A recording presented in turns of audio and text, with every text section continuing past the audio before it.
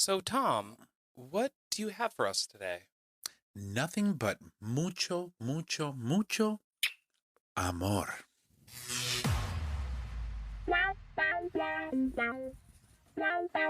Welcome to GayTalk 2.0, the ultimate podcast for your dose of dish.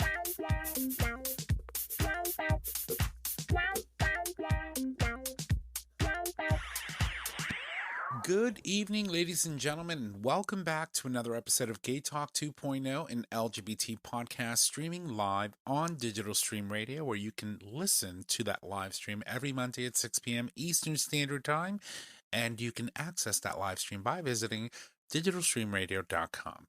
Today's guest is Kareem Tabsch. He is the co-founder and co-director of Miami's largest art house cinema and an award-winning documentary filmmaker.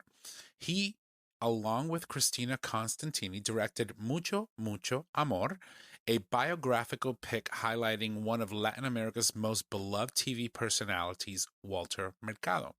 Mercado's career spans over 50 years across multiple generations, and admirers who venerated the famed astrologer for his positive message of love. My name is Tom, and as always, I'm in the studio with either 1, 2, 3, 4, 5, or 6. Who knows? You never know. With all of the amazing co-hosts that grace the presence of this amazing show, starting with the only one in studio today. Oh, hi. Hey, y'all. It's Nick or Trish. And I'd like to welcome you all to The Dish. Just us, but that's okay. So we've got a very interesting show for you today. As you heard during the introduction, today we're going to be welcoming Kareem. He along with his fellow co-director, directed this particular documentary on Walter Mercado. And if you don't know who this man is, he is but one of the most well-renowned astrologers ever. And I'm talking about ever. So I'm super excited to have him on the show. I'm super excited to talk about what it was like to take 50 years worth of content and life and put it into a documentary that truly showed the spirit of what this man was all about. I'm beside myself. So I basically grew up on this person. So not by choice, but because my mother, my grandmothers, You're both Puerto of them. Rican. Yeah, I'm Puerto Rican. So, He's Puerto Rican. He is Puerto Rican. I'm Puerto Rican, but he was also the gift to all of Latino America. So it's huge. It's fabulous, and I'm super excited that we're going to have Kareem on the show. So I would like to take an opportunity to just briefly go over our weeks as they stand.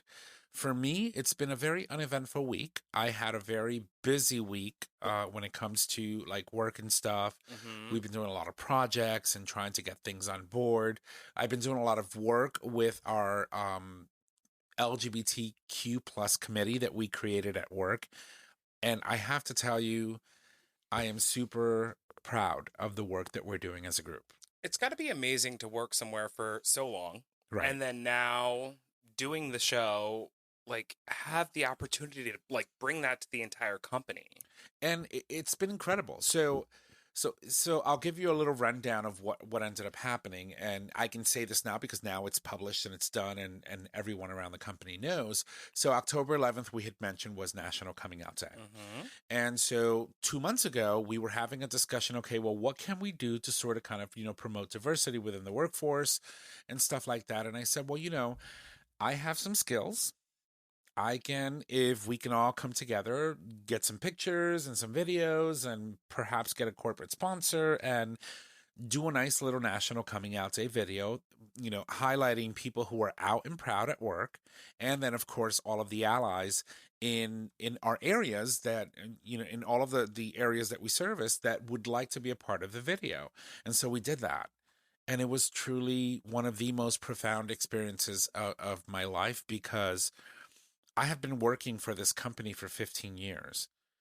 And recently we were bought out by a Spanish company. Mm-hmm. And so we've been going through some transformation internally. And so not only are we promoting diversity in the sense that we are owned by a Spanish company. So, we're big on heritage, big on, Black History Month and all of that stuff. But now we're starting to incorporate LGBTQ history and all of that encompasses that into the corporate model. Which is really amazing. I mean, because if you think about a lot of the Hispanic countries, a lot of them still are kind of behind the times when it comes to LGBTQ rights.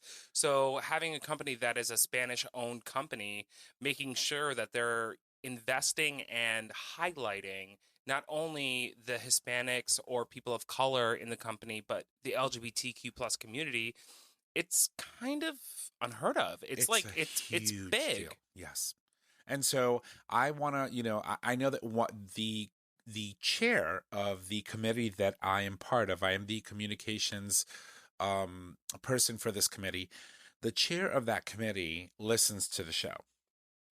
I let him know that, yes, I do this and this is what I do and blah, blah, blah. And I try to keep my work and the show separate because, I can say very controversial things. And we all know that in the world of social media, things sometimes can be taken out of context.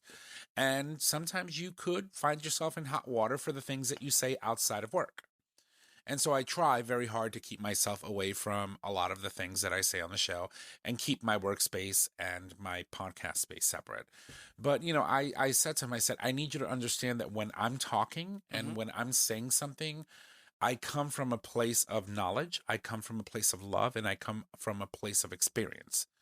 And so this is what I do. And he's like, well, what exactly do you do? And can you let me know? Because really, I'm interested in finding out and knowing. Right. And so I said, I do a podcast and this is the name of the podcast. Check it out and blah, blah, blah. And so he heard the podcast. He calls me crying.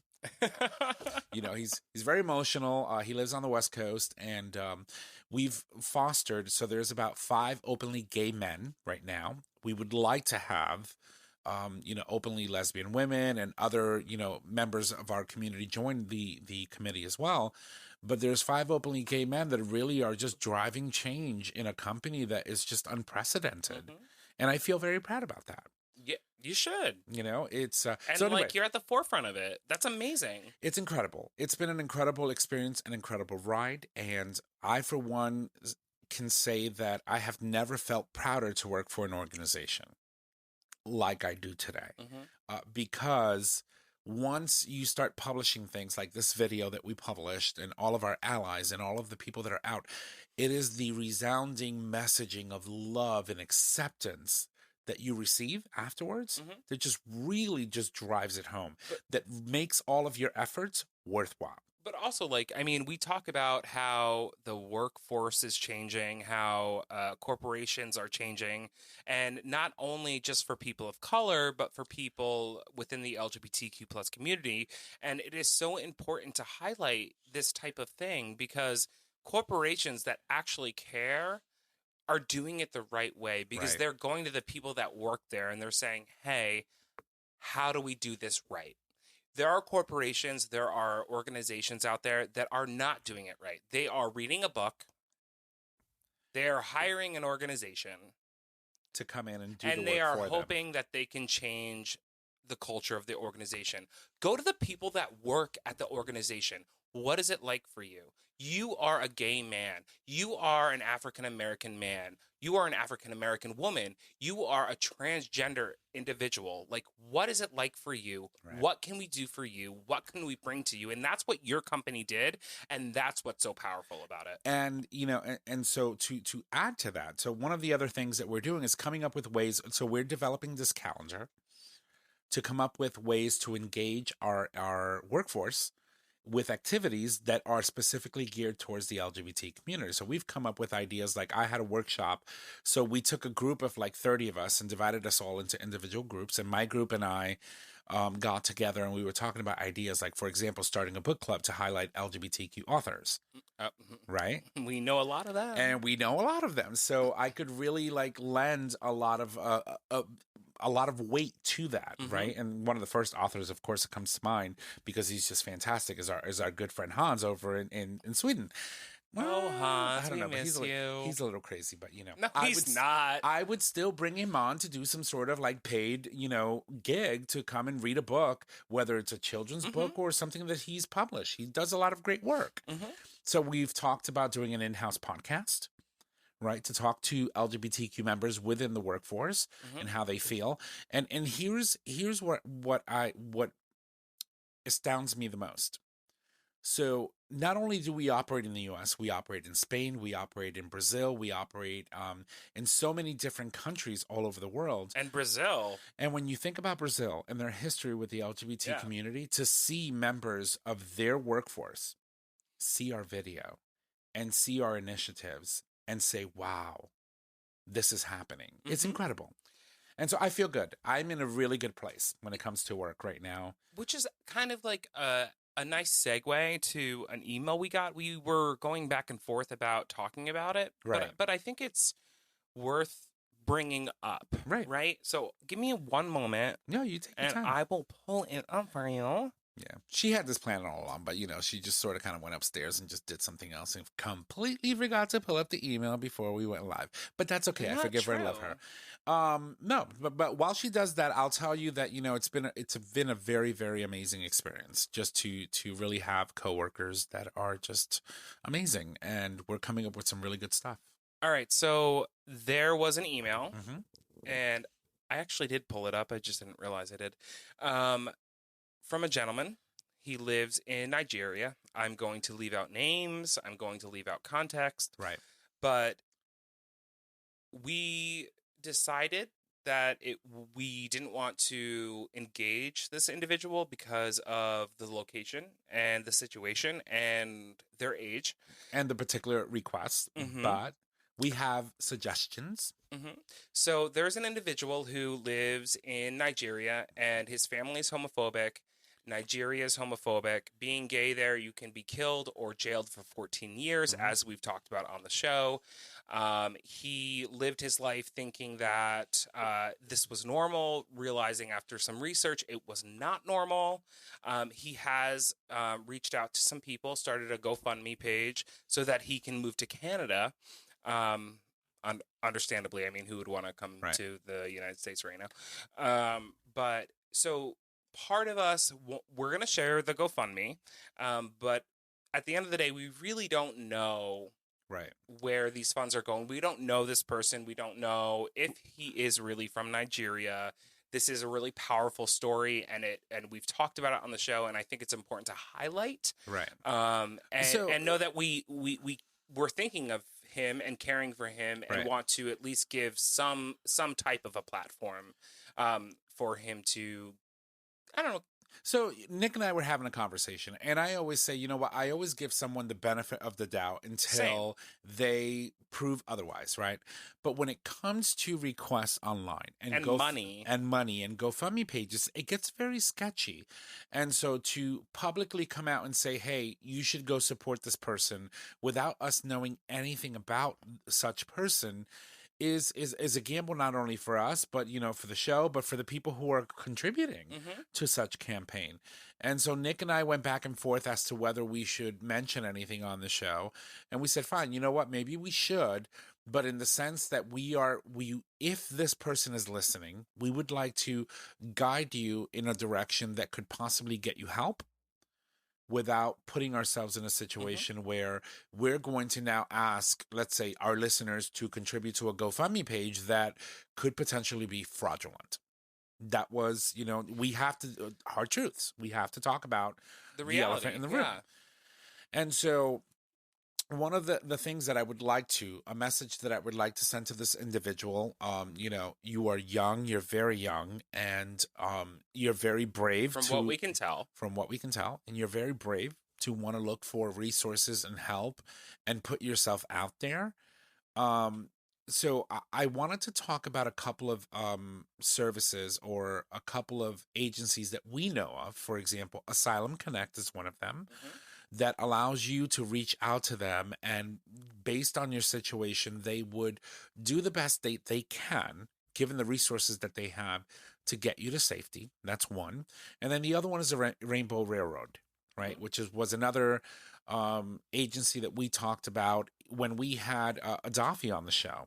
Adafi Akporo. He joined us to talk about his journey because he also came from a West African nation and ended up here as a result of the help of these agencies. Right. And so really I would encourage that you get in contact with those agencies if your life is in danger and you feel that you need to, leave your current situation. Mm-hmm.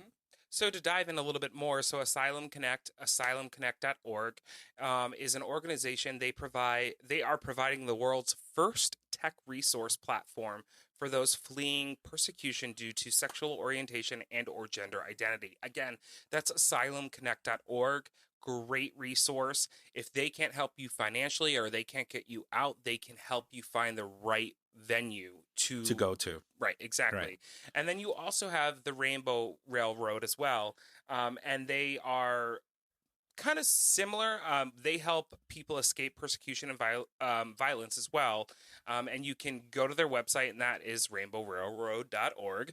And all the information that you need is right there. But they, too, are another amazing organization trying to help people get out of bad situations. And that being said, all of these organizations, I can firmly say, please support. Right. You can go, they're both nonprofits, and you can support them because they are helping people escape very toxic, unhealthy, maybe dangerous situations. And now those organizations are the organizations that we would suggest you donate to, so that people like this individual can reach out to and get the funds and or the or the help that the they plane need. ticket, or whatever it is that he needs to get away and be safe and be himself. And it's a catch-22 because the person in question is a minor, 16 years old, reaching out to us. We think, right? We think, and it's like, again, the information that typically we receive is very slim it's very slim on the wake, right? As far as like the information that we would require or need to even pass along to someone that we may have connections with. And like that being said, I think it's important to note, like, part of our conversation was, I mean, we do live here in America, and at a certain age, by the age of 17 and or 18, by all means, you can emancipate yourself. You can walk away from your family. You can leave. But for us, as individuals on a podcast, to promote that for an individual to leave his family if he's underage, it just doesn't feel right. I mean, I want him to leave if he needs to leave. But absolutely. I also, like, I can't advocate for people to give this individual money through the GoFundMe when there are resources out there, and there are people that can help in a healthy way. Right. When there are so many tight red ropes around the fact that he's not technically, in America or Canada, a legal adult. Right. And so that puts anyone that's involved in a very peculiar situation, right? And so that's why, Nick and I had this conversation, and we said, the best that we can do is provide the information of where they can go. And let that person know that we still love them. We're thinking of them. There are resources out there, and we would do anything that we could to help you. If you want to reach out to us, feel free. But the reality is, we as individuals here need to do our due diligence to not do something necessarily that could potentially be illegal from an international perspective. From our perspective, yes. When it comes to, international affairs and how certain countries deal with the U.S. and, they find out that some rinky-dink podcast, in Connecticut. We're not rinky-dink. Well, it's to the world we might be. You just never know. But to certain individuals, this person is from Nigeria emailing us. We're not rinky-dink, okay? And well, I'll take that. I'll take it. But, seriously, in all seriousness, we recommend that you reach out to these organizations. Obviously, there's a lot more organizations that could potentially be closer. If you have access to the internet, use it and Google the shit out of how it is that you can get out of a situation that could potentially kill you. Yeah. And to be honest, reach out to us. If you want us to connect you to somebody within those two organizations, we have contacts there. Right. And we are more than happy to connect people. Absolutely. But absolutely. Yeah. We are. Yeah. Seriously. If you don't have, for example, a smartphone where you can download the Asylum Connect app and be able to communicate with someone securely, we can seriously forward any messages that you have to someone that could potentially help you. But, it's just, in the end, it's hard to do that, right? Anyway. Yum. So we have a story that we would like to get to before we move on to our break, because obviously I'm excited to have our guest tonight, seriously, because it's just incredibly amazing. Walter Mercado, hello. I'm like a kid in a candy store right now. I know. I thought it would be perfect. I thought you would be excited about it. So I want to talk about Amy Coney Barrett. And I know we talked a little bit about her last week, but her hearings are officially over now. Right. And there have been some articles that have come out about her. And I think that this also relates a lot to the Trump administration. I mean, we had a conversation this weekend about one of a colleague of ours who is a Trump supporter. And we firmly here at GayTalk think that if you are a Trump supporter, you are not a supporter of the LGBTQ plus rights. That being said, Amy, I'm just going to call her. Is it Comey or Corey or Coney? Amy Coney Barrett. Like Coney Island? So, yeah, pretty much. She should go to Coney Island and stay there and get buried under a roller coaster or something. But anyway, yes. But the fact is, if anyone had a moment to actually watch any of the hearings, which I'm sure you did, freaking scary. She didn't answer anything. I wouldn't say that it was scary. I would say that she is a very brilliant woman, a very brilliant judge, and she knew how to evade questions that could potentially put her in a situation that would be publicly bad. She didn't answer any questions. Exactly. She evaded everything. Yeah, she didn't answer any questions that would literally give any impression of what she would be like on the court. Mm-hmm. Basically saying that it's the Ruth Bader Ginsburg playbook in a sense that you don't ever let someone know based on current events what you're going to be like on the court. Right. And how you're going to rule. When you go into a hearing, the way that she approached it was not answering anything.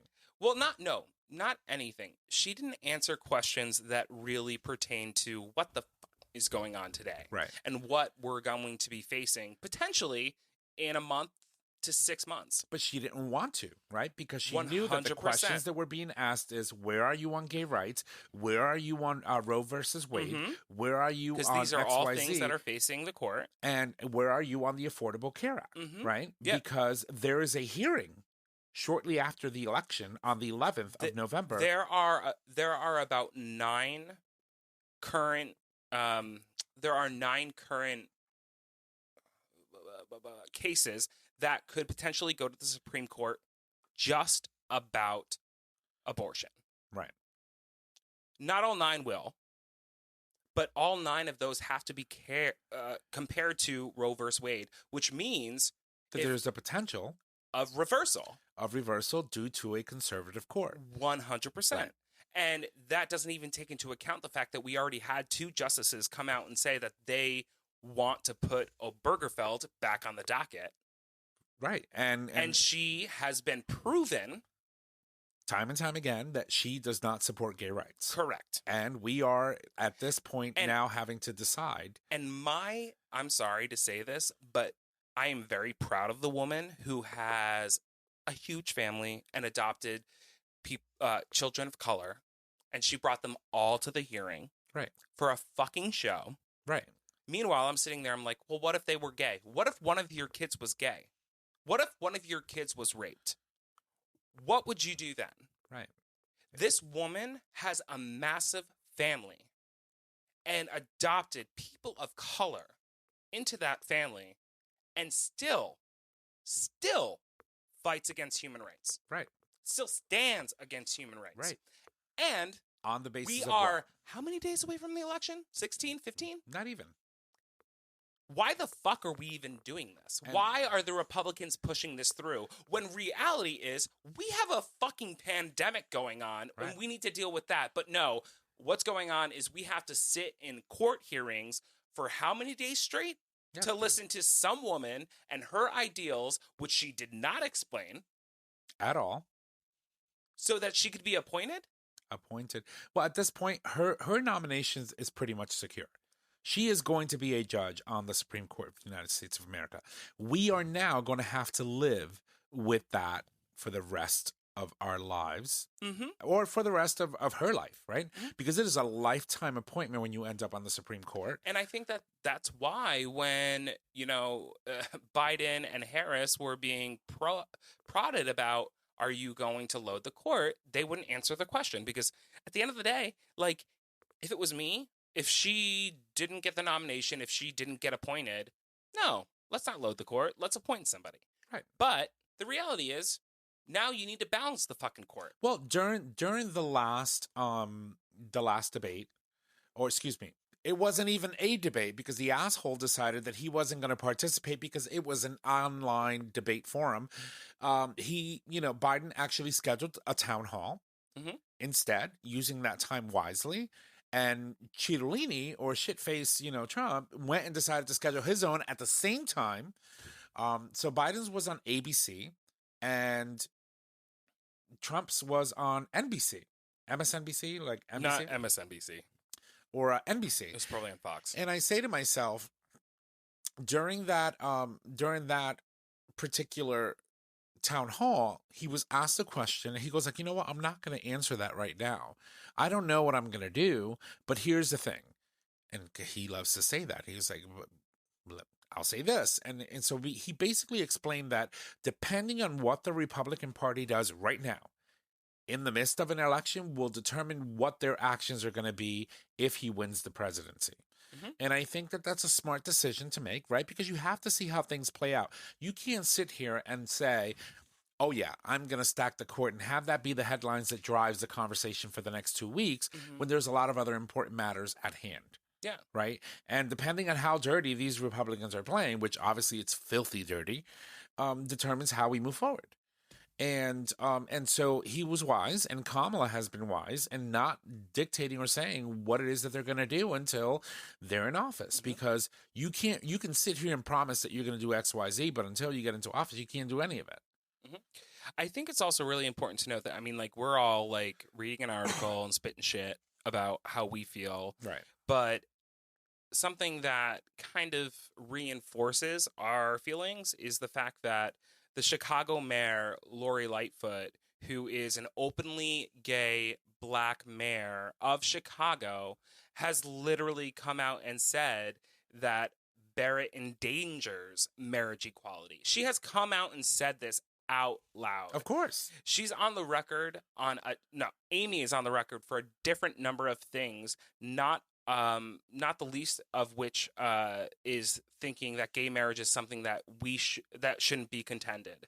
And she has a goal. She's got soulmates in Justice Thomas and others on the Supreme Court. Who is it? Alito. Scalia? No, is it Scalia? Scalia was her mentor. Right. Like, and these are people that have come out and said straight up that they want to relook at this stuff. Right. Like, this is her being appointed. When Trump got elected, we said, you know what? We have 4 years. Let's get through it, but let's be diligent. Let's be aware. Let's not let our guard down, because we can lose the right to marriage. Because this just happened for us, right? 2015, we got the right to marry. 5 years later, we're sitting here. We're sitting here talking about the fact that we might be appointing a judge that could take that, with her vote, could move the direction of the court to vote against our community. Well, one of the things, so you've got Clarence Thomas, Alito, and now this particular justice, along with Kavanaugh, that's 4, and Gorsuch, right? That leaves a majority there that could potentially impact us. So, it's something to really think about that is going to happen. And so, listen, we have a guest. I'm excited. And so, of course, we have to leave you with some music and then come back. We may touch on the subject when we do. Sabbath. Subject, yeah. But we have to take a break. So we're going to leave you with some music. When we come back, we have our guest.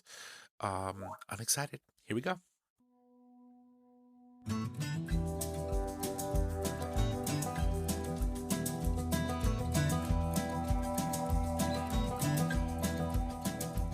She was waiting by the back door, said, babe, we gotta leave town. Get your shit, get your suitcase, your dog, your guitar, cause we gotta go now, cause they're coming.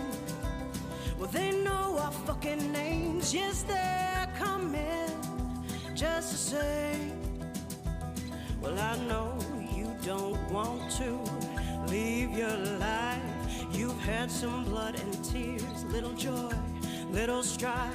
But they're coming, well, they're coming down the road, yes, they're coming, truth be told.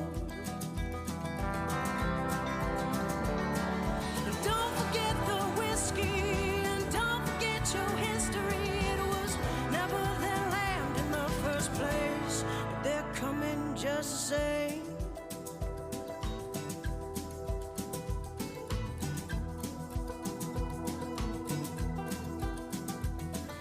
A knapsack full of judgment, hypocrisy, and lies. And they're talking so much hateful bullshit, they've begun to gather flies. But they're coming, well, don't come in the eyes, yes, they're coming, no surprise. And with so much terror in our past, how are you so surprised it's come to bite you in the ass? Yes, it's coming. Well, it's nipping at your heels. Yes, it's coming for the kill. And don't forget the whiskey, and don't forget your history. It was never their land to sell or trade. No, don't forget the whiskey, and don't forget your history. It was never their land in the first place, but they're coming just the same.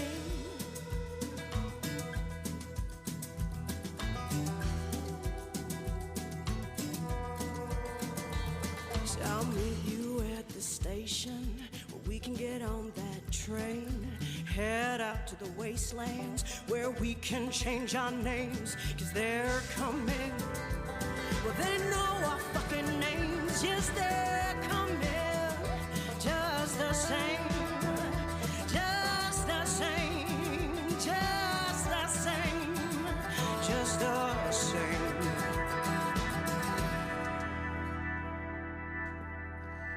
All right, welcome back from the break, ladies and gents. That, of course, was Wastelands by our previous guest, Amanda Barrett. Her debut album released on July 31st. You can get it on all the major music platforms available out there. So make sure that you go check it out because it is amazing. She's awesome. So I'm excited. I'm super excited because you have no idea what our next guest, what he did to highlight one of like the most like amazing, like one of our like idols in the Latino community. It is incredibly amazing. I watched the documentary. Wait, are you Puerto Rican? I'm butter pecan Puerto Rican, puppy. Don't fuck with me, mija. So anyway, joining us now, of course, is Kareem Tabsch. He is the co-founder and co-director of Miami's largest art house cinema and an award-winning documentary filmmaker who just co-produced Mucho, Mucho, Amor, a documentary that chronicles the career of famed and beloved astrologer Walter Mercado. Welcome to the show, Kareem. Thank you so much for joining us. Thank you so much for having me. I'm delighted to be here. It is my pleasure. Seriously, like I am... Our pleasure. He's working on it. It's fine. It's mine. It's mine. Because you don't understand what it's like to grow up with someone that that reflected in some way who you were, right? Like I mean, you're not wrong. When you talk about Walter Mercado, you talk about someone who was his androgyny in a sense was so like unprecedented for the times and how he was so very beloved. beloved, but nonetheless unprecedented. So when you sat there and you waited for that afternoon 15-minute clip of him like reading his astrology rundown of all the signs and stuff, and you were like, oh, Arias, shut up, nobody say a word, stop, it's mine. True. And so now we're talking with Kareem. You did a documentary on this amazing, like, iconic life force, because that's what he was to the Latino community. Well, to everybody, right? Well, specifically the Latino community. I mean, we'll get more into it because he was an international, like, I'll stop interrupting. I'm sorry. You're right. Astrologer, but more than that, he was a gift to the Latino community. So, Kareem, first and foremost, I would like to welcome you to the show. Please tell us a little bit about yourself, and then we can move on into all the good stuff. Yeah, I'm much less interesting than Walter Mercado. Let me start by saying that. So I am I'm a documentary filmmaker based in Miami, where I was born and raised. I am Arab Latino, and I make films that are kind of about really kind of focus on like folks who live on the fringes of society in one way or another, and kind of like who live unabashedly as themselves. I'm really fascinated by people who have the courage and the self-confidence in their own way to be themselves. And nobody epitomizes that better in my mind than Walter Mercado, who was a daily fixture in my home literally for as long as I can remember. Same. It just, I don't think television existed without Walter Mercado for me. So, how did you find yourself on this project? Like, how did this come to you? So I was in the process of finishing and releasing my first feature-length doc, which is called The Last Resort, that I co-directed with Dennis Scholl. It's on Netflix. Watch it. We were just finishing it, and I was just kind of poking around for what my next film was going to be. And a buddy of mine introduced me to Alex Fumero. I was going to be in New York. Alex was from Miami, but living in New York. He was a VP at HBO at the time. And we went to have coffee at Bryant Park and get to know each other and hang out. And my buddy Andrew's right. I loved Alex from the moment I met him. And we're just kind of, shooting back and forth. And he said, what are you doing next? And I said, actually, what I'm really looking forward to is I'm going to Walter Mercado's estate sale in a few weeks in Miami. And he was like, oh my God, if ever there was someone I would want to do a project on, it's Walter Mercado. Okay. And I said, well, look, I'm going to see if I could score myself a cape. Yeah. But in reality, I'm also going to try to sync up with the family and try to get to Walter, because I'm interested in exploring the idea of a documentary. So, So for people like myself, I saw part of the documentary. I didn't see the full thing. This happened really quick. Our interview.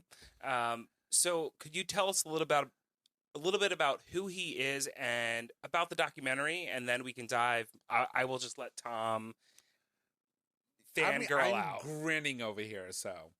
No, I love it. Yeah, totally. I'll give you the elevator pitch.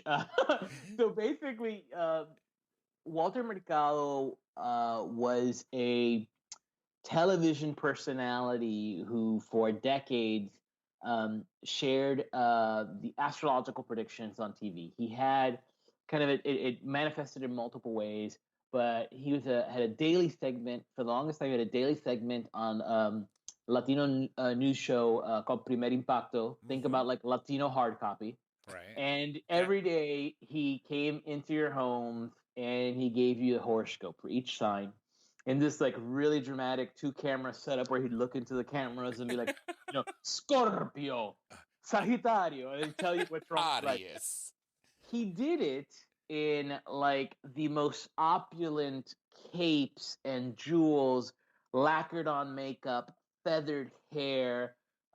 He looked like, he was a cross. We like to describe him as being kind of like a cross between Mr. Rogers and Oprah, but dressed as Liberace and throw in a little Big Bird.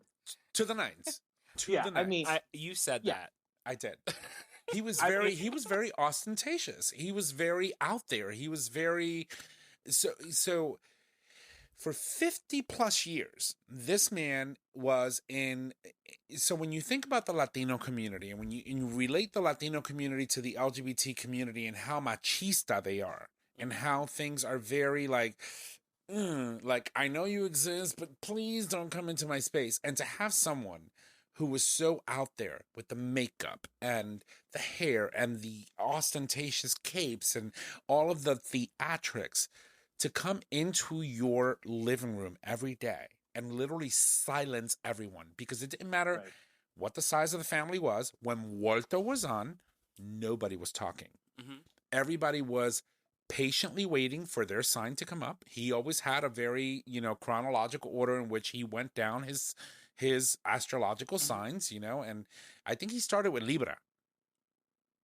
I don't remember. I don't remember the order. I am a Libra. I think that it was somewhere halfway through. I Or don't remember Pisces, the order, but he maybe? did have there was a method to it all, and it Right. was done with a lot of flair and pizzazz. And like you're saying, like people will say there was nobody like him ever in Latino television. I think that that's kind of cutting it short. There was nobody ever like him on television. Mhm. If you think he started his show in August of 1969. Right. And he came out from like day one, like he threw the house on himself. I mean, he was challenging with the notions of masculinity and femininity. Or you saw him, you never saw anyone that looked like him. You didn't know if he was a man. You didn't know if he was a woman. You didn't know if he was from planet Earth. We have a I mean, term he was for that out there. now. We have a term for that now in our community. Gender non-conforming, right? Yeah, absolutely. He was already doing that in the 60s and 70s before absolutely it was right. ever a thing. But at the same time, like he never necessarily came out as part of the LGBTQ plus community, correct? Yeah, I mean, he did. I always say, Walter didn't come out with any kind of affirmative declaration, and he didn't necessarily use a label. He didn't say I'm gay or I'm queer. And while that is true, and I think a byproduct of kind of the time and the Mhm. place that he was from, Walter always showed us who he was. Mhm. Right.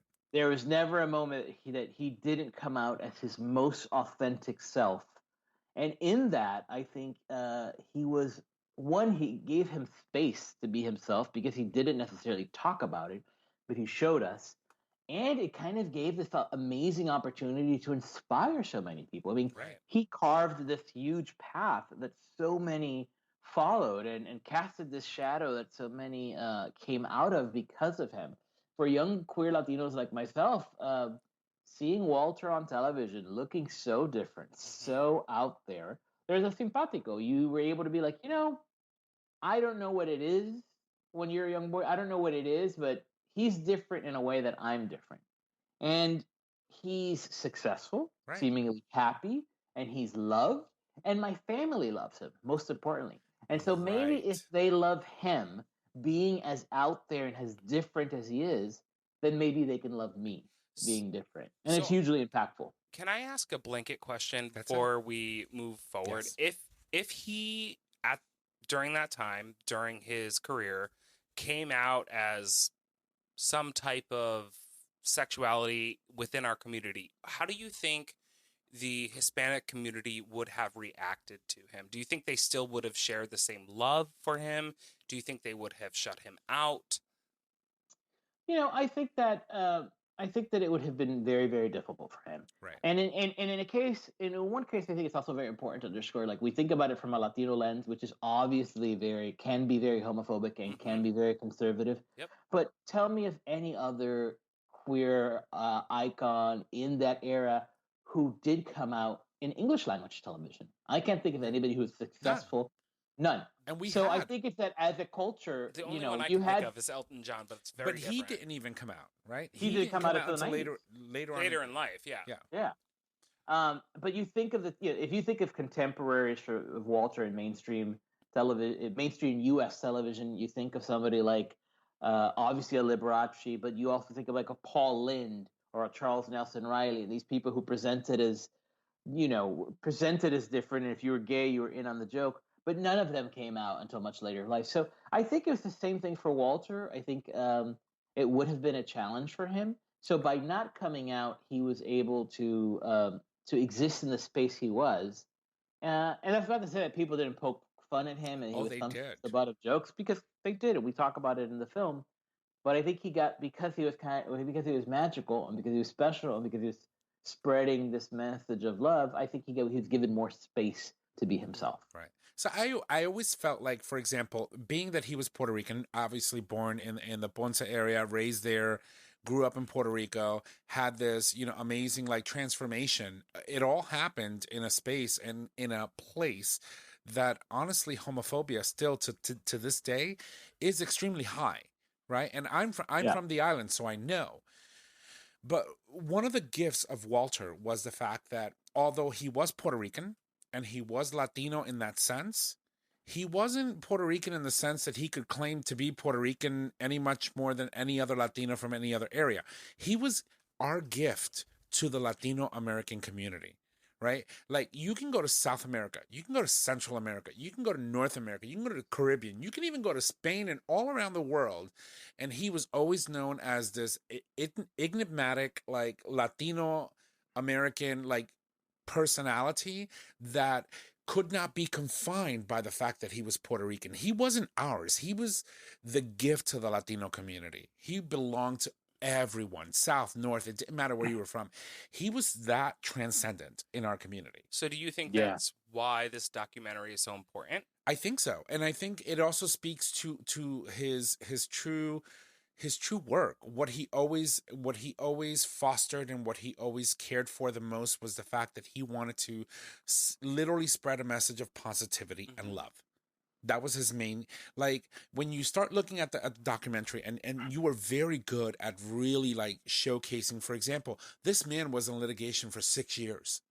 Yeah. For 6 years of his life to try to regain the rights to use his name because people around him fucked him over really bad, right? Yeah, we won't give away too much because you should watch the film. Right, you should.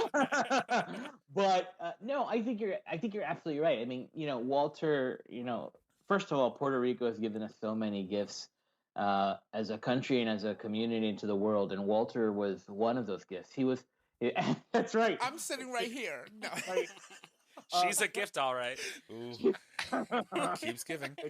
Keeps on giving. No, Walter was the gift of Puerto Rico, and in a way, he was pan-Latino. He came from Puerto Rico. He was very proud of being Boricua, but he belonged to everyone. And it's funny. I think it's kind of hard. I think for American or Anglo audiences in the States who may have not known Walter, it's kind of hard to grasp how big and famous he was. Yes. So a couple of, to contextualize that, at the peak of his career, Walter was in 120 million homes a day. That's the equivalent rating-wise of the Super Bowl every day. Every single day. One day, the largest city in the Western Hemisphere is Mexico City. Somehow it got out that Walter was flying into Mexico City, and there was such a crush of press and public that they closed down the airport in Mexico City because Walter was there. I mean, just to kind of put it in context of how famous he was, and how important he was, because he was kind of, for many years, Latino television was like, there was Puerto Rican television, there was Chilean television, there was Colombian TV, there's Argentine TV, before kind of U.S. Latino. But Walter really, while he was still in Puerto Rico, managed to tap past that and kind of spread into Latin America, and then eventually into the U.S. and the U.S. Latino before kind of going international. So it's really hard. I think it's really hard for folks who didn't grow up with him. I hope our film helps contextualize this to realize what a mega star he was. Right. And is that the point of this film, like, to highlight how big he actually was, or is there something else behind it? Like, what is the mission that's driving this documentary? Like, why was it so important to put out there? I think there's a lot of reasons, but I think for me, first and foremost, I think it's the fact that we have our own heroes. Right. so much when you see the portrayal of Latino stories in mainstream media. It's about, we're more than, we're maids, it's narcos, it's border issues, and those are, obviously it's immigration. And there's a lot of important issues that Latinos are a part of that need to be discussed. But we also are joyous, right? Like our Right. lives are not full of strife. Our despite what some of our leaders may say, the countries that we come from are wonderful places with rich histories Mhm. and amazing cultures, and those cultures produce amazing people like Walter Mercado. And I think it's important to kind of celebrate our heroes and celebrate people who are able to kind of transcend uh, space and time. And, he was such a game changer at so many levels that I think that for decades and decades, Latinos were fortunate enough to have Walter Mercado as our kind of our own North Star. Mhm. And so when my co-director Christina Costantini and our producer Alex Fumetter and I set out to make the film, I think we had one mission, which was, now it's our chance and our opportunity to share Walter with the world. Right. And Right. that's why we wanted to make the film. We wanted to share his story. It's a story of success and of strife, but I think like Walter, it's an inspirational story. Right. Yeah, I think you're right. I think he transcends almost everything that we have now come to realize on our show. Like we label everything now. And this man transcend all of that. He didn't need a label. He didn't need a label. He didn't choose to use a label, but people like us gravitated toward him. And I can't that's tell what's you beautiful about it. how many times comedians, they made fun of him on even to his face. They would invite him to a program and have people emulate or imitate him. And he would be very gracious about it, but like, don't imitate me because, and you'll see a lot of this in the film. But the fact that he was willing to authentically be himself, but still be willing to be part of the butt of the joke and still show up. Yep. And still do it and still like be there and be big and be bold and amazing and always Walter. It was just incredible. He was truly so. I can't remember a time in my entire youth in where I didn't sit down with my nana, with my grandmother. It didn't matter what side it was. They knew. Grandmother, this grandmother. And we would sit down, and when Walter came on, you shut the fuck up. That's right. You need Or you to got a chancleta. You got a flip flop you upside got the head. something. It was either a chancleta or whatever was in their hand. I mean, Right. they would throw a pastel at you if they had it. Shut up. He's about to go down the list, and I need to know what I'm working with. But as you alluded to in your documentary, one of the most important messages that Walter ever gave us is one of positivity. He was never one to utter any words that were negative in any way, shape, or form. And he always made sure that when he was talking to the people and giving them what he thought was his, aspirations for what comes today and what comes tomorrow was always in a positive light. And that is what I think that resonated with a lot of the audience that he had tapped into, is his message of positivity. Yeah, we often say that we think that Walter was the world's first motivational speaker. Right. Because the messages were always positive, and it was always like, I know today is hard, but tomorrow will be better. And the most important thing in the world is to love. Live your life with love. Love each other and love yourselves. And if you can do that, everything will be great. And, particularly for like US Latino audiences, but for everybody, but particularly for US Latino audiences, that was such an important message because, you have folks who come to this country from other parts of the world. And it's being an immigrant is difficult. It's not an easy path. You're working your butt off. You're maybe not spending enough time with your family. You're going through difficulties. And then you have these few minutes every day where this wizard comes on TV and tells you, hey, I know things are tough right now, but tomorrow is going to be better. I believe in you. I love you. Believe in yourself, love each other. Right. And it was just like that extra push, that extra oomph to get you over the hump from Monday to Tuesday and Tuesday to Wednesday. And it meant so much to so many people for such a long time. I think what was like super powerful for me when I saw like the bits and pieces that I got to see was I am obviously a theater person and I love Broadway, and Lin-Manuel Miranda had a moment with him and you could just see like as a star, Lin was like he couldn't function. He couldn't like speak. He was like, you are everything. I'm not everything. You are everything. And I think like it puts it in context for like my generation or younger. Like he had such a huge impact, and seeing that, I was like blown away. I don't know how that made you feel. Yeah, I mean, I was in the room for it. It was magical.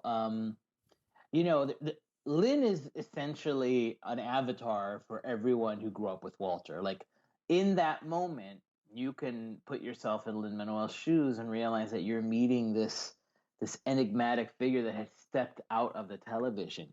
And it says a lot, and I think it helps contextualize for audiences, maybe like yourself, who didn't grow up with him, when you see one of not Latino superstars, one of the superstars of entertainment now, Yeah. like this mega star, fanboy out to this person who you don't know. Like, Right. I mean, Right. Lynn. I mean, even when we weren't filming, it was just it was a magical moment. Lynn absolutely adored him.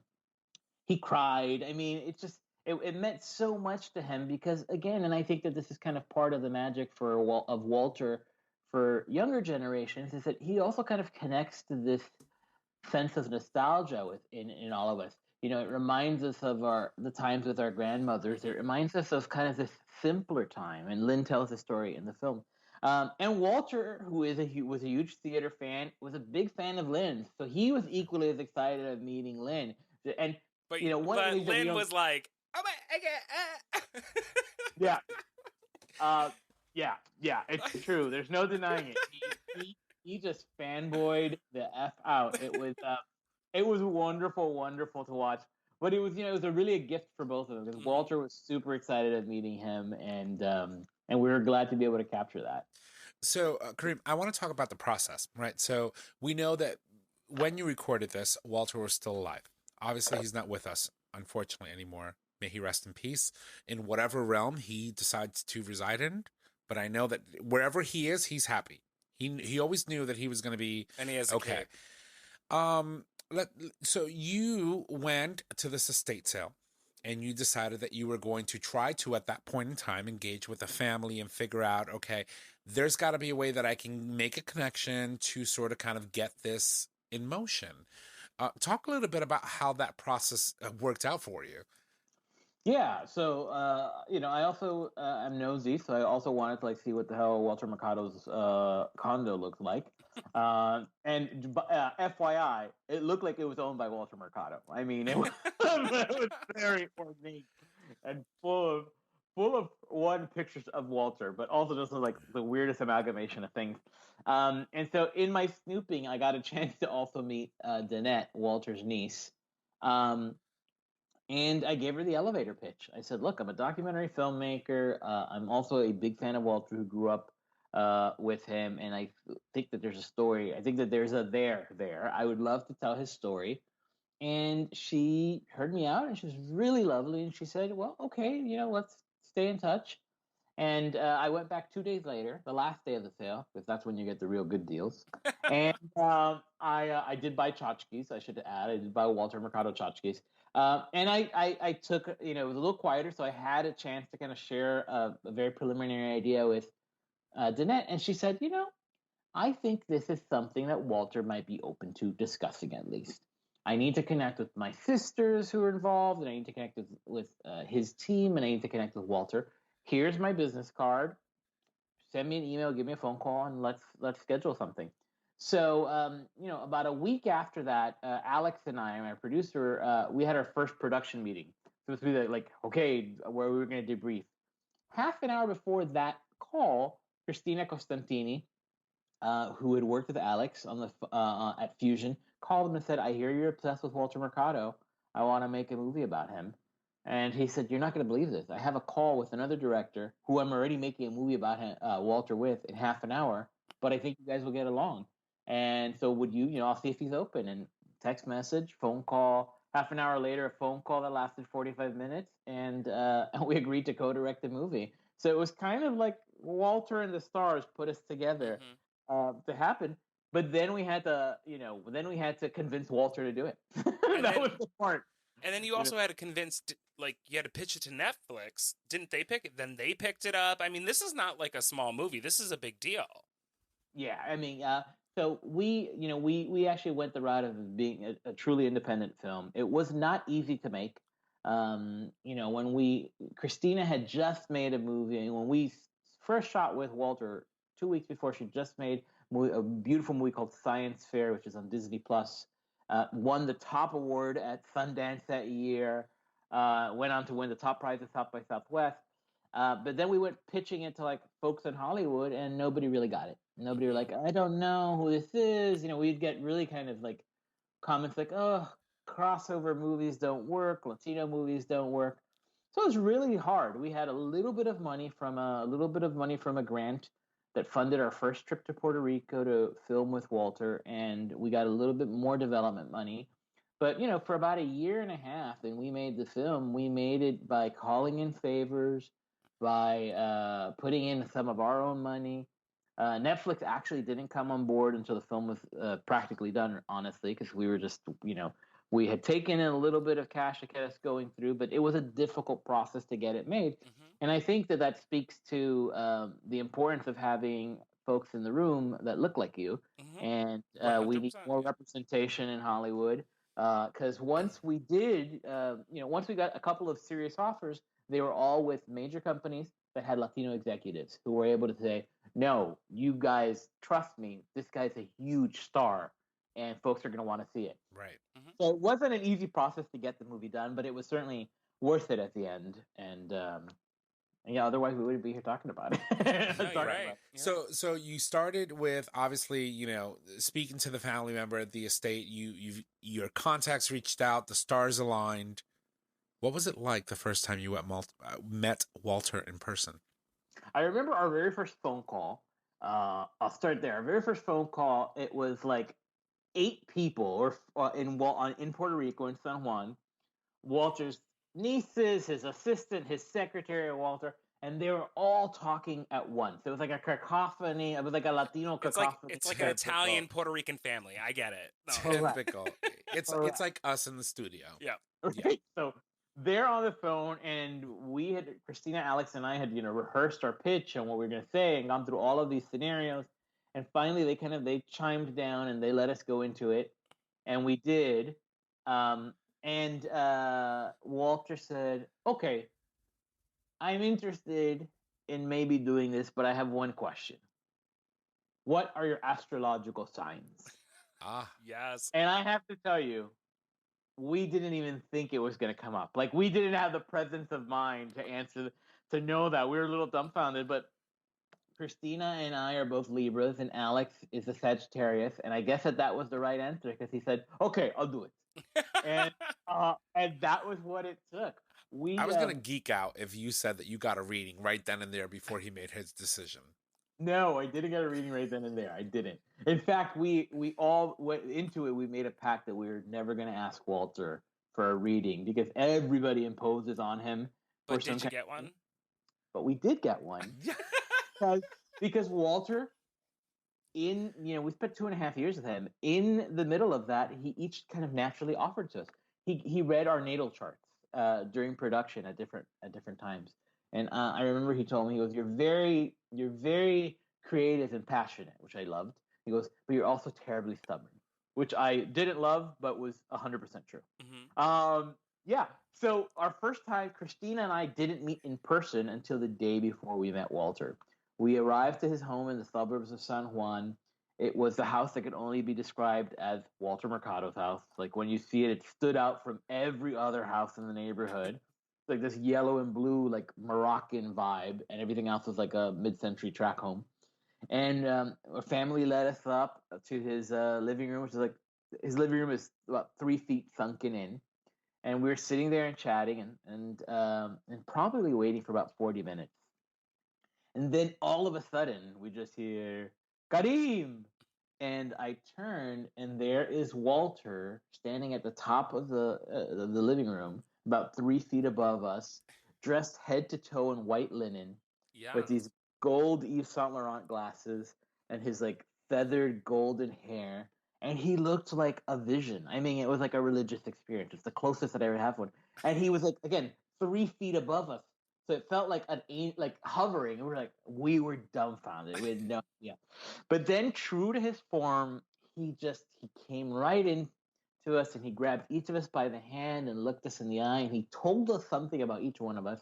He had done his homework about our work and what we've done, and we were just kind of flabbergasted. I mean, I remember it like if I was in the room right now, and it's probably the strongest memory I have after spending so many years with him. Because it was like you went into the TV world, Right. and all of a sudden, like, you know, the magician was in front of you. And that was his gift. His gift of being able to make you feel like you were the only person in the room.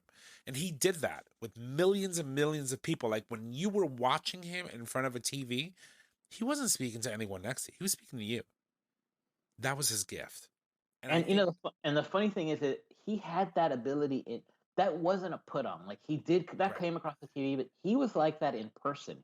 When we would shoot, he would make sure at the end of the day to say goodbye to every single person in the room, from like the gaffer putting tape down on the floor to like everybody was important to him. Wow. And he made sure that everybody knew it. And when we went out with him in public, yeah, he would get stopped all the time, particularly in Puerto Rico. And he was so happy to share of himself in that way, in a way that I think you think about a lot of modern celebrities don't do, you Right. know? Right. He shared of himself all the time. Yeah. And it has a lot to do with his upbringing, which you guys will get to see in the film. If you watch it, you'll understand why, as a product of how he grew up and what he was exposed to at such a young age, really contributed to how he became as an individual. So, Kareem, before we let you go, I really want you to speak a little bit about, obviously, you've made this amazing project. Thank you. It's life-changing. I loved it. Absolutely loved it. What are you working on next? What's coming up the pike for you, my friend? You have this under your belt now, and it's seen a relative good amount of success on Netflix. Obviously, the Latino community is going to back it and see it and watch it. What's next for you? You know, thank you for that. We've been delighted with how it's been received. The film is in 180 countries and in over 90 languages now. We're getting messages from all over the world, and we're getting a lot of excitement about what we have next. The truth is, I have a couple of different projects in the works. I have a documentary on an amazing photographer named Bunny Yeager that I've been working on for some time. I have a couple of other projects about some well-known Latino figures. I'm going to continue telling stories about our community, our queer community, our Latino community, all of those people who have always been relegated as the outsiders. I think my job is to make sure that I share their story and heighten their story and celebrate them so that we can all celebrate one another. So nothing yet I can share, but just rest assured there's more stuff in the works. And in the meantime, watch Mucho, Mucho Amor on Netflix. That's right. So, if and when you do work on something and something comes out and you're ready to share it with the world, how can our listeners get a hold of you or stay in contact with you? Website, Facebook, you name it, give it to us. Wait. Before you do the plugs, I always ask this question. It's important. Well, that's true. I forgot. I'm sorry. Hit me. Hopes and dreams for this film. What do you want to see this film do, not only for the LGBTQ plus community, but for the Latina community? You know, I think that the greatest thing that I took away from my time with Walter was the huge impact and importance of love. Like we live in a world where our leaders are so often trying to pull us apart, and Walter had the magic and the motive in his life of bringing us together and showing us that our commonalities were more important than our differences. So I hope that as people discover the film, they can walk away with that message that Walter spent his life sharing, that love is the most important thing at the end of the day, that we should love ourselves and we should love everyone, and that is going to help make this world a better place. I hope more people continue seeing it. I hope, and on a very kind of social level, I hope that the film has been a huge success. Yeah. I hope that Hollywood realizes that Latino stories are American stories and that they deserve to be told. And I hope that this doesn't only open more doors for us as individual filmmakers, but for our community, so that our stories, our Latino stories, our queer stories, every other story gets to be have its moment, and many, many moments in on the screen, large or small. That's amazing. Well, I want to thank you for regifting Walter Mercado to the current generation, because I think that your film is going to really open up a whole new world for a lot of youngsters that are growing up today that may have not known who Walter is, or who he was, or who he will continue to be, which is obviously that positive person who always advocated for love, and that is important. So before we let you go, please tell us how we can get a hold of you. Yeah, absolutely. Follow me on Instagram. It's at Kareem Tabsch, which is not easy. So it's at KareemTabsch. Also, Mucho Amor movie at Instagram and on Facebook. And I'm at Kareem Tabsch on Twitter. And I would love to hear from you if you've seen the film, if you loved it, or if you didn't love it. Let us know. And thank you so much for watching it. And thank you so much for having me as your guest. Yeah, no, it was wonderful. It's been our pleasure. Seriously, and if you're working on any new projects, I always say this to everyone that's been here on our show. Once Not you're here, everyone, but most people. No, pretty much everyone. Once you're on, you're stuck with us. So your family now. If you're working on something, you want to get it out there, please let us know. We'll be more than happy to have you back on and share space with us. Oh, I would love that. This is people don't know this is the best looking radio team ever. So that is very, very helpful. We have a face for radio. No, lies. Don't believe them. There's no space for humility here, okay? Thank you so much for having me. I can't wait to chat with you guys again. It's our pleasure. All right. Cheers. Well, ladies and gents, that, of course, was none other than Kareem Tabsch. He is, of course, as we said before, the director of the movie Mucho Amor. Oh my God, go watch it. If you don't speak Spanish, bear with it. There's a lot of commentary that it is in Spanish, but just look at the It's called subtitles. Not even. You don't even need subtitles. Just focus on Walter. He'll take you on a ride without even having to say a word. That was just the type of person he was. Mm-hmm. So, absolutely amazing. So, my darling, that was amazing. That was good. That was. You fangirled. It was cute. Yeah, it was. So, we're gonna wrap it up. We're gonna bring it home. Our dear Trish here has Mama Kim's minute, so we're gonna give that to him. So let me just put on a timer. I don't need one. All right, everybody. I really don't need one. I want to give you one. Shut the fuck up. And go. All right, everybody. So here's Mama Kim's minute. Number 1, watch a teen drag journey and everybody's talking about Jamie trailer. 2, Amy Coney Barrett is a danger to the LGBTQ plus rights. Senate hearings confirm. Duh. 3, this restaurant doesn't want diners with symptoms of homophobia. Proud of you. And then 4, a more perfect union. The queer candidates fighting for our democracy. That's right. And there's a lot of them. Make sure that you go. Oh, stop. 31 seconds. I'm proud of you, girl. All of these stories are actually going to be put into our Mama Kim segment within our post tonight. Make sure that you go click on them, read them, because they're awesome. She spends a lot of time, trust me when I tell you this, a lot of time, sending us these stories so that we're aware of what's going on in the world, and we love her for it. Because you know what? There's nothing better than a dedicated mother of an LGBT community, of the LGBT community, educating herself on how to love her son best, and how to share that knowledge so that you are aware of what's going on in the world when it comes to the LGBT community. So go check it out. True. It is very true. Uh-huh. So, what do we got? All right. So how are we going to split this up? What do you want to do here? Let's see. Okay. So why don't I do you want me to do the GayTalk term? Okay. All right. So, ladies and gentlemen, our GayTalk term, of course, is brought to you by GayRealEstate.com. It is mucho, much. Is it much? Mooch? Okay. Mucho much. It's the bilingual redundancy. Unlike much, he had mucho much rush on his fly. Okay, so I'm going to repeat all of that. So mucho much Rust. is the bilingual redundancy used like much.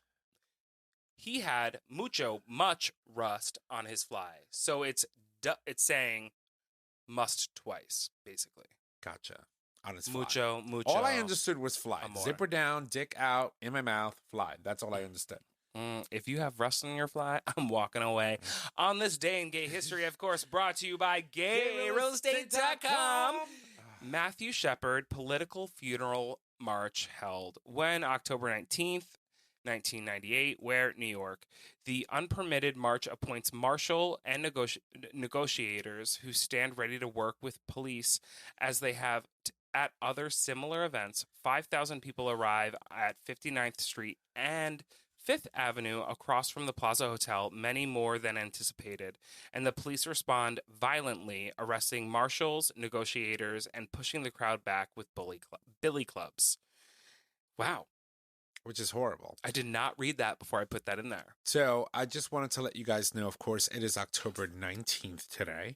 And, it wasn't only but a couple of days ago, 20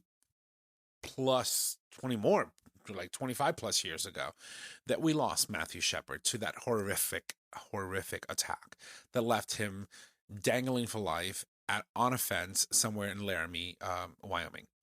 And it took 20 years to find him a really amazing resting place, a place where he would be safe from, someone who would do harm to his grave and brought peace to his parents, Judy Shepard, and I don't remember his father's name. That's okay. Oh my God. But I guess what I'm trying to say is that, it's been well over two decades now. But you know what? His family continues to stand up and speak out. And speak out. They have a foundation. They speak out against a lot. Trump, really, and everything that's going on, anti-LGBTQ plus rights. They are not letting his name die. You know what I mean? Right. Like, Matthew Shepard passed away, and he, for lack of better term, became a martyr for the gay community, especially in the United States of America. Right. And his parents are making sure that mission of what happened to him doesn't happen to everybody else in our community. While it still continues to happen, they fight against it. Right. So, because it must be said, it's Judy and Dennis Shepard. So, his parents.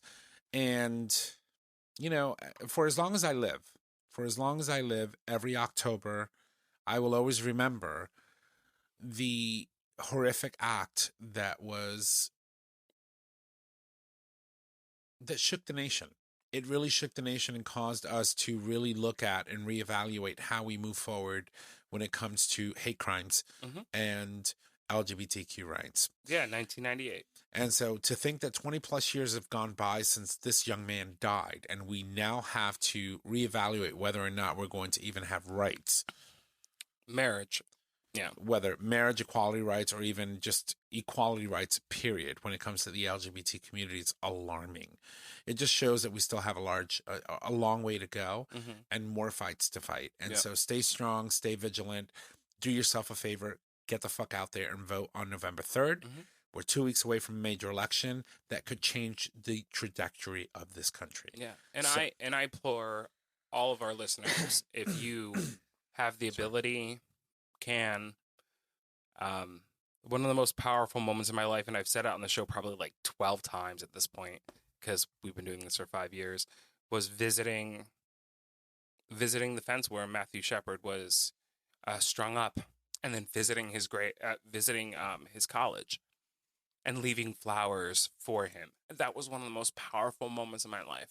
And I was visiting friends in Colorado, and we decided to take a day trip because it was something I wanted to do, because that boy, just like Walter Mercado to you, made a huge mark on my life.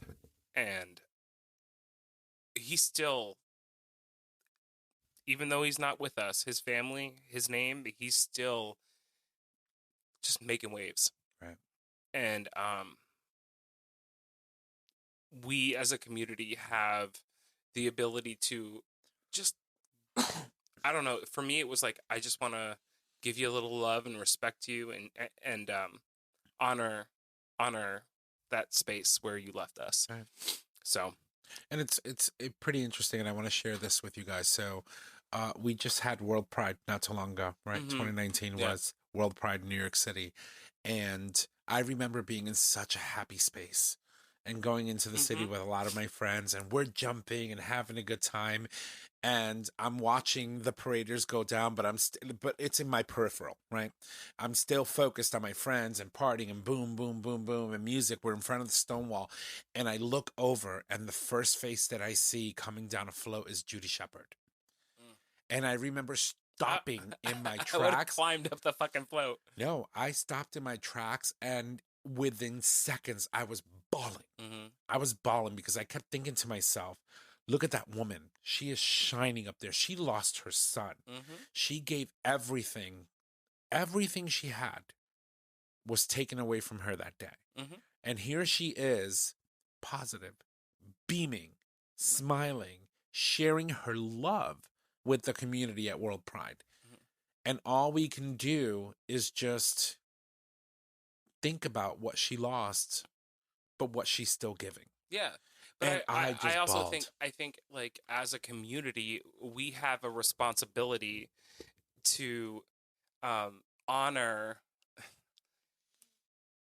Matthew Shepard, right. but not only him, every other transgender individual that has Right. been murdered this year, last year, the year before, in Brazil, anywhere, internationally, in Chechnya. We, as a free community, have the responsibility to honor them by getting the fuck out and voting. And if our votes don't go the way we want, we have the responsibility To continue. to not only continue, but to continue to get out and share our opinions and share our voice and march. And show up. And show out. And do whatever you need to do. And so, to Matthew Shepard, may you rest in peace, my sweet boy. Yeah. If that's all we can say. Listen, ladies and gents, we do need to wrap up. It's been an amazing, incredible show. A lot of highlights, and it's been an emotional roller coaster. Some for highlights, us. some lowlights. Yeah, that's right. So if you love the show, make sure that you go subscribe, rate, and review on your favorite podcasting service. By subscribing, you get the latest and greatest of our show delivered right to your web browser as soon as our episodes are published. You can also support us on Patreon. Patreon is a service that allows you, our listeners, to support the show with a monetary donation, which we collect monthly and can be in any denomination of $1 or more. Nick? Oh, next week we welcome Kit. We also welcome Quentin, creator of the first Gaysian lead TV series, which we're super excited about. The trailer looked amazing. And thank you to our guest Kareem for today. His documentary with, of course, everybody he worked with, Mucho, Amor, is available on Netflix now. Additional details on Kareem will be available on tonight's post. That's right. And guess what, everybody? Oh, we're back. Don't forget, you can get your discount today for the Future Method. Each time you clean out with water or enemas, delicate tissues are harmed and cells are damaged, increasing chances of injury and or STDs. The first of its kind, doctor-developed formula gently cleanses before you play without hurting your bum.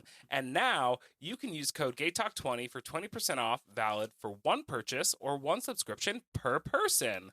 So make sure that you go check it out. And, you know, it's in the world that we live in today, you don't want to harm yourself while you're trying to clean out to get banged out. So make sure that you, do it right. Use the right product and get yourself a really good bottoming experience. So I just finished using the Future Method. Should we throw a rubber on it? Let's throw rubber on All it. right. So our show is available on our website, gaytalk20.com, under show and episodes. It's also available for a free download on iTunes, Google Play Music, and Stitcher Radio. You can find us on social media, Facebook, GayTalk 2.0, Instagram, Instagram, GayTalk 2.0, Twitter at GayTalk20. You can also email us at gaytalk2.0@gmail.com. Tom, let's close it out. I feel like I skipped the whole thing. No, you didn't. Okay. It's all convoluted.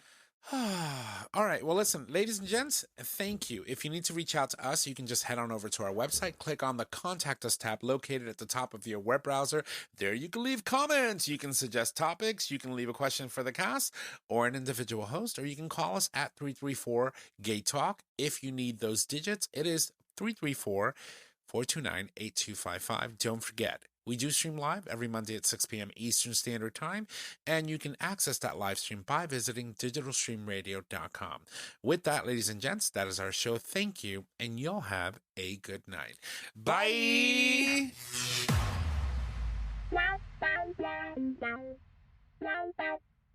Thank you for listening to this episode of Gay Talk 2.0.